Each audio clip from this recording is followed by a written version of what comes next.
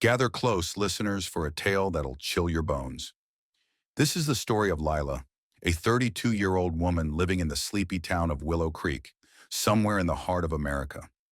She was lonely, her only companion a black cat named Fammy, her apartment a sanctuary of solitude, until a dating app brought her into the arms of a bad spirit. I'm here to guide you through her descent, a warning for anyone who's ever swiped right in the dark. Let's begin. Another night alone. Willow Creek's streets were quiet, the kind of quiet that makes you feel like the last person on earth. I sat on my couch, Fammy curled up beside me, her green eyes glowing in the lamplight. I opened the dating app, my last hope for connection. I'd had a few dates before, but they never stuck. Then I saw him, Ethan. Dark hair, a strong, sharp jaw, a smile that made my heart skip. New in town, his profile said, looking for someone real with a soul. We messaged for hours.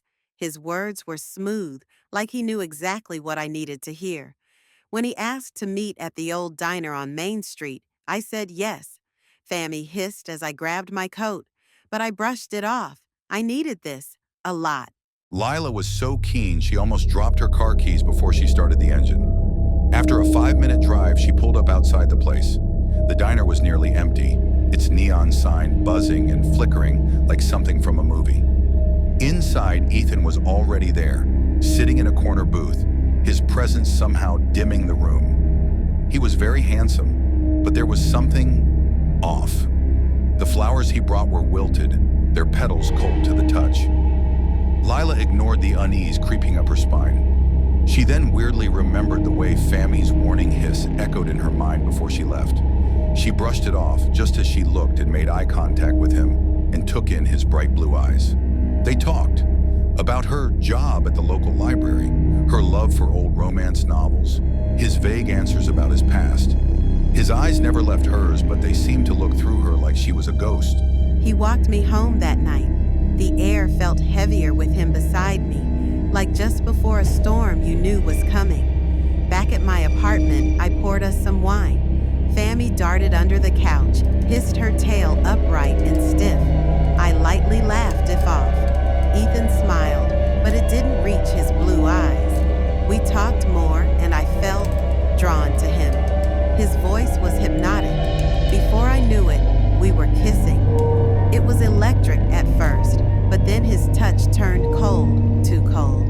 I laughed it off again, blaming the drafty apartment. I didn't see the warning signs until it was too late. As the night deepened, Ethan's true nature began to reveal itself. His kisses grew hungry, his grip like iron. Lila's apartment, once a cozy refuge, felt like a tomb. The air thickened with an unnatural chill, the shadows stretching longer across the walls, the smell of death in the air, unmistakable. Fammy shrieked loudly, scratching at the door frantically to escape, but Lila was too lost in the moment to heed her cat's warnings.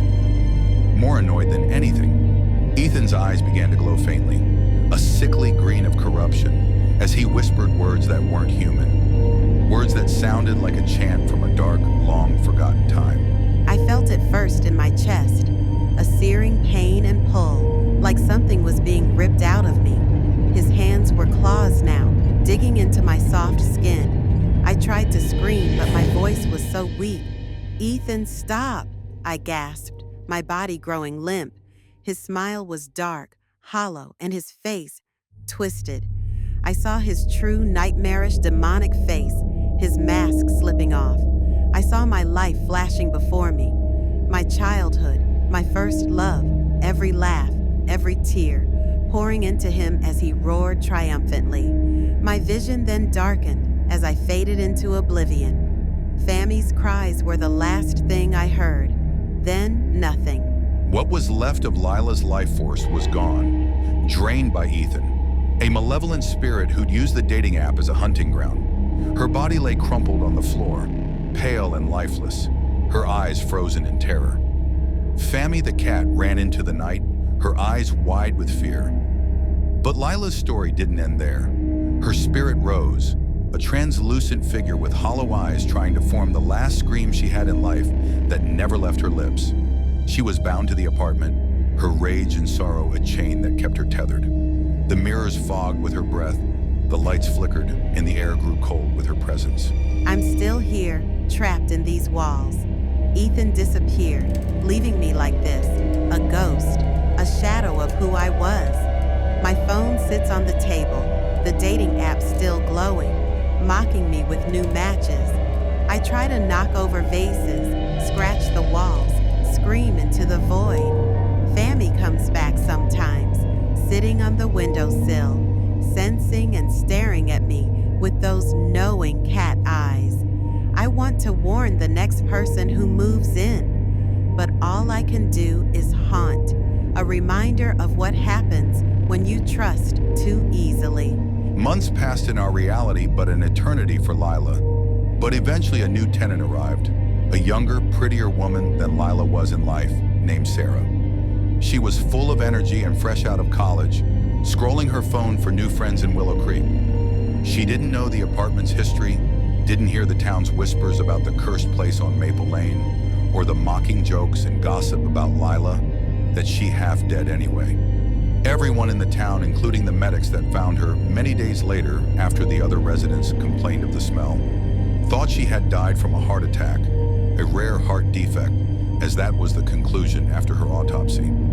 As time went on, Lila's presence grew stronger, but her wails were never to be heard in the night, her cold touch desperately trying to brush against Sarah's skin as she slept every night. However, Sarah never noticed. Not once. She was too wrapped up in social media and living a fun life. Then on a cold night, one of the dating apps on Sarah's phone pinged. A new match. The name, Ethan. Lila's ghostly scream shattered a mirror, but still Sarah didn't hear it. Lila's story is a tragic warning. In a world where so-called connection is just a swipe away, evil can hide behind a charming smile and beautiful eyes. Willow Creek still whispers about the woman who was ghosted for good, her spirit bound forever in that place. A cautionary tale for anyone who seeks love in the shadows of the apps. So the next time you swipe right, make sure you know who or what you're inviting in. Some ghosts don't just break your heart, they take your soul.